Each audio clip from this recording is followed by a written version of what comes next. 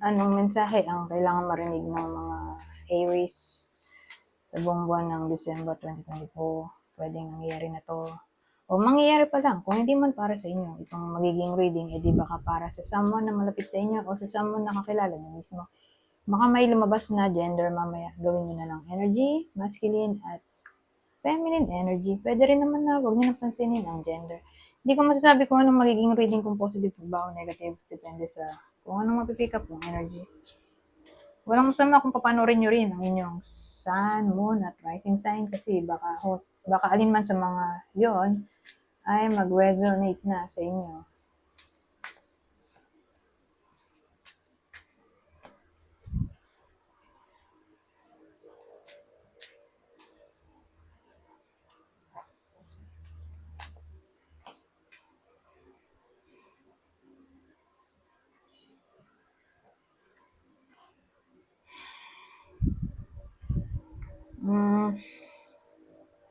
Ano to?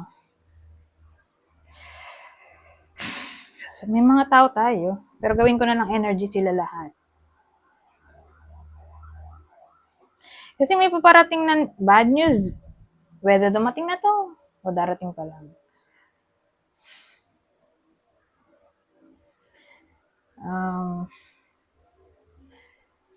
Ano yung bad news na yun? Probably may kinalaman sa relasyon.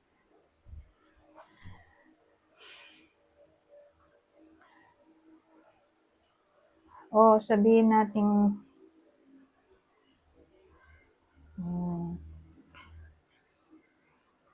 inequality.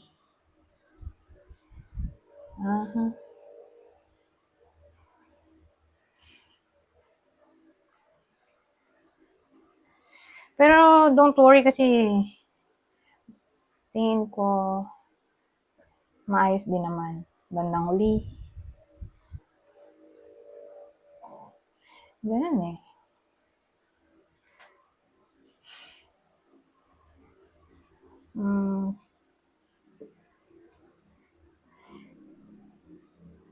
Anong pwedeng pag-awayan?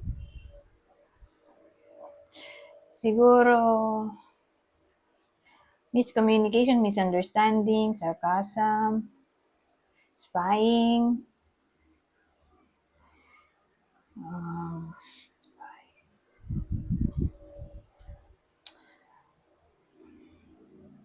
gossip. O may someone na laging depressed. Tapos, dahil ganon, madaling uminit ang ulo.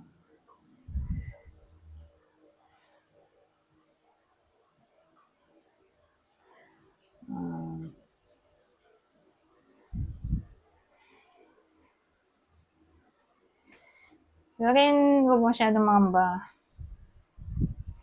Dahil maayos din naman yan agad-agad.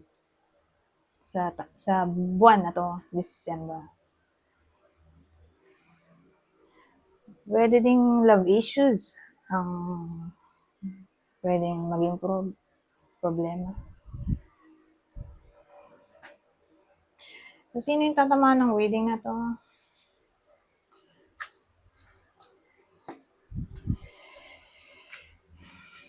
Taong magkaibang kulay ng mata o contact lens, brown ng buhok, dark brown, reddish brown, orange, red hair, average ang height, may someone na ganon, pilugan ng mukha,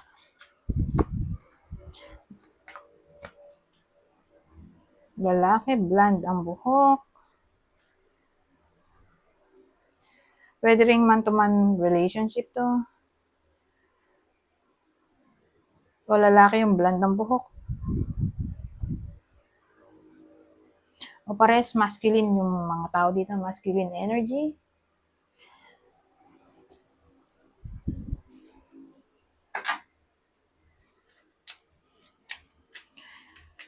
Ibang senaryo since mahaba pang oras.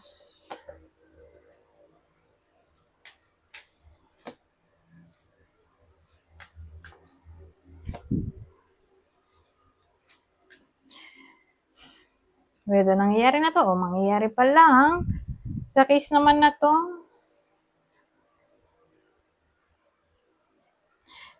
teka, lalaki to, no?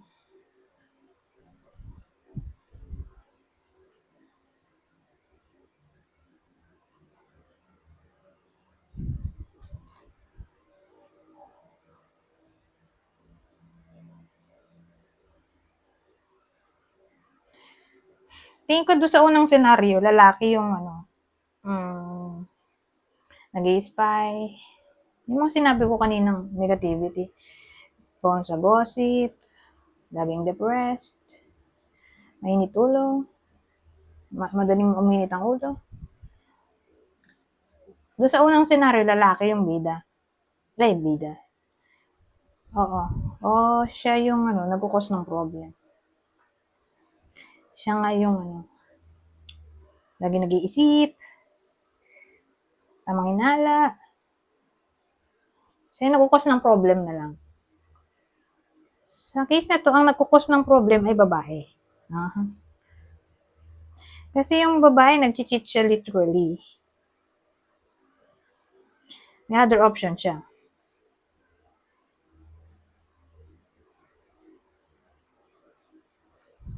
Pero may forgiveness sa uli. Ito kasi sa kato parang pares lang. Pero mas mabigat yung energy nito since major arcana. Absolution to o forgiveness. So may reconciliation na maaaring mangyari. So again, whether nangyayari na to o mangyayari pa lang. Babae yung nagloloko, may other option siya. Ngayon, para malaman nyo kung para sa inyo ba ito o hindi. So yung clue natin pwedeng tumama sa inyo o sa person nyo.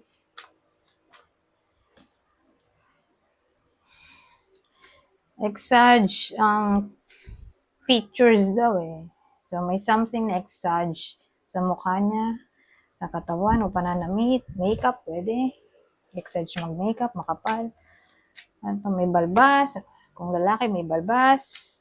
May someone na ganito buhok, medium hair. Beauty mark, may someone na may beauty mark. So, pwedeng may hikaw sa ilong, mahilig mag-makeup, may nunal, may taling. Basta, may something na parang madidistinguish siya agad yung sa itsura niya na maganda. Siguro matangos ilong, may contact lens, iba kulay na mata, yun yung beauty mark. Example lang. Freckles, so may someone na may pekas sa mukha o sa katawan. At may someone din na baby face ang itsura. So again, kunin nyo lang yung info na sa tingin nyo i-fit sa inyo o sa person nyo. Kasi pwedeng rumble-rumble yan. Ngayon.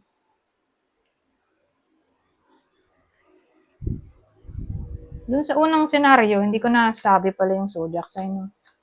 Sa unang senaryo, ito yung zodiac sign ng person. Ng Aries.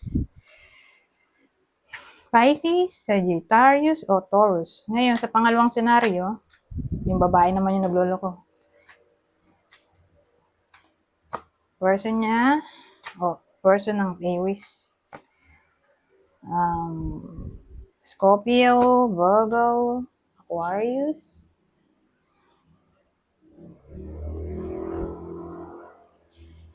Pero, lahat sila, ang ending ay may reconciliation. Okay? Yan ang maganda. Dreamwalker. Dreams is a collective good illusions.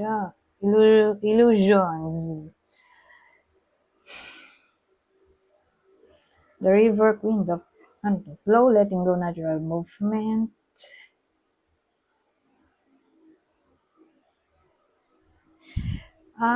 So, ang dating sa akin, hindi na maguguluhan ang iba sa inyo.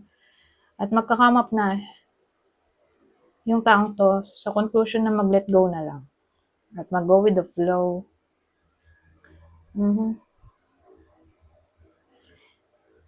So, para to sa mga iba sa inyo na nangyayari na to, na naguguluhan sila for some reason. Hindi sila makapag-take action.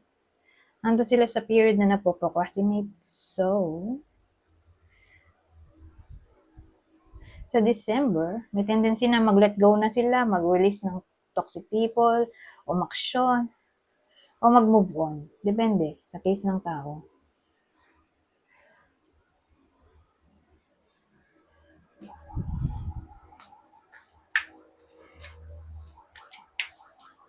Iba pang senaryo dito? Oh, yung apology na sinasabi ko, yung dalawang reconciliation, di ba? Dalawang senaryo, dalawang ending parehas. Dalawang magkaibang senaryo, pero isa lang ang ending, reconciliation, di ba? Ito rin, oh, may someone na mag-apologize, forgiveness through mutual understanding. Understanding, sabi doon, I'm sorry. So again, may someone na mag-apologize. Sino man yung nag-commit ng problem, siya yung magsusorry. The divine will provide you with love when you are ready. So para to sa mga single, may chance silang ma-meet ang kanilang soulmate. Sa December. Past life connection. Someone with heavy influence from a past life is with you. So, ibig sabihin, present na to. Bago pa mag-December, present na siya. Oh, who knows? Baka nga saktong December. Doon pa lang magiging present. Is parang present na siya. Kung will, edi future yun. Will be with you. Oh, is edi nasa buhay na ng iba sa inyo to. So, may someone na para bang nag-meet na kayo sa past life. Okay? Kaya pala mabigat ang energy nyo sa isa't isa.